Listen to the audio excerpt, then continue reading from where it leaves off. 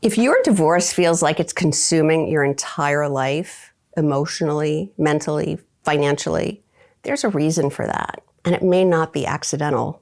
Because one of the narcissist's favorite tactics during divorce is to keep you emotionally exhausted.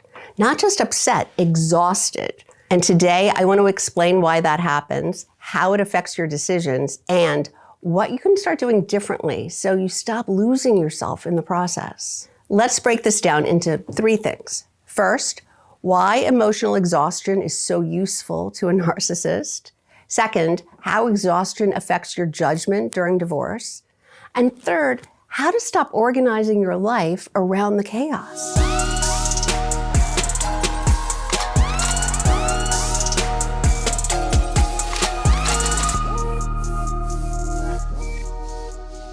So first, why do narcissists want you emotionally exhausted?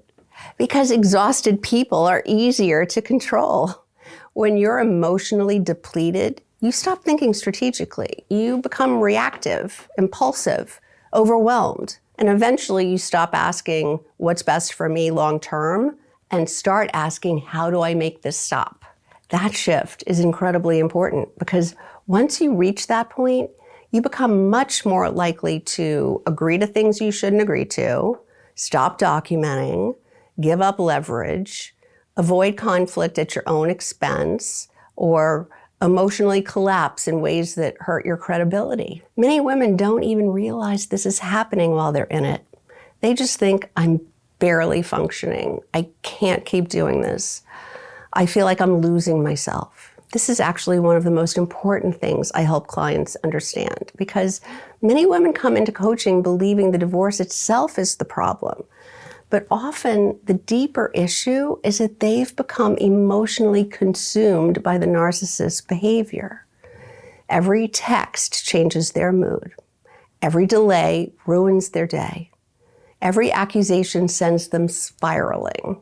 And once that happens, the narcissist still controls the emotional atmosphere of your life, even after you're separated.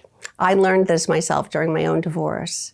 My divorce lasted 6 years, and for much of that time, I was emotionally living inside the divorce every single day. If he delayed something, my mood changed. If he filed a motion, I became anxious. If court was coming up, I couldn't focus on anything else. And looking back now, I realized something really painful. I lost years of my life emotionally waiting for the divorce to end before allowing myself to live again. I wasn't fully present. I was distracted, preoccupied, constantly emotionally activated. I had no idea at the time how much that exhaustion was affecting my judgment and my peace, and especially how I was showing up for my children. If I could go back, I would still fight for myself. I would still protect my children, but I would stop allowing the divorce to consume my entire identity. Because narcissists want your whole world to revolve around them. So let's talk about the second piece, how emotional exhaustion affects your decisions. Because this part is huge. When women are exhausted, they often start making decisions from relief instead of strategy. Those are not the same thing. You start thinking, I'll just agree, I don't care anymore, I just want peace. But what feels like peace in the moment can become a long-term problem later. And narcissists know this.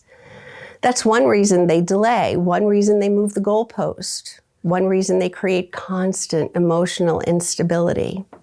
Because over time, exhaustion weakens boundaries. And this can show up financially too.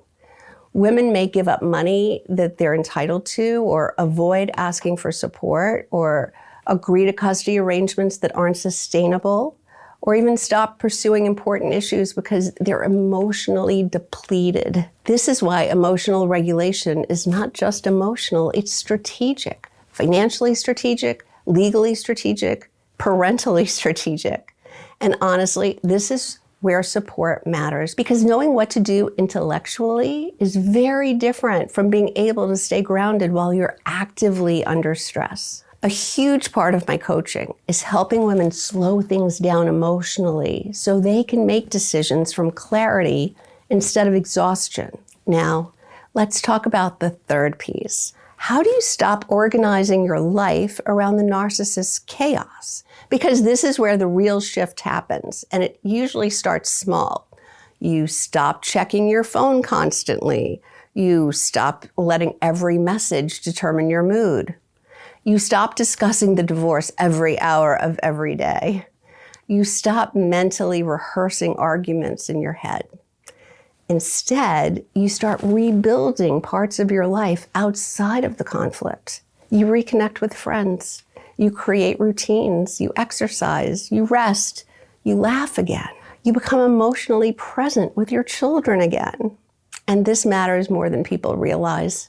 Because the goal is not just to survive the divorce, the goal is to remain emotionally intact while you move through it. And that becomes much easier once you stop expecting the narcissist to suddenly become reasonable.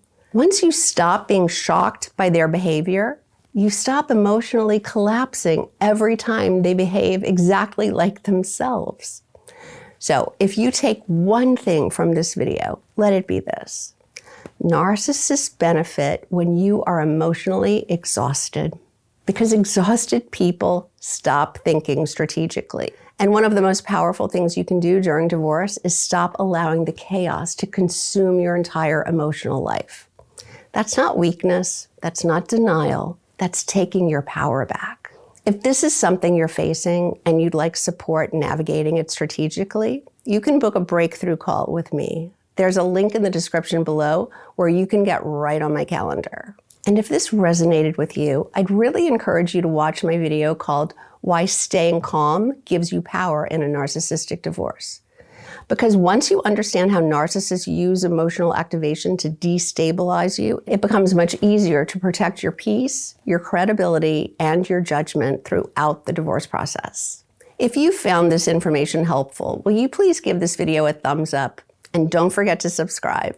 Thanks so much for watching. And remember, you don't have to figure this out alone.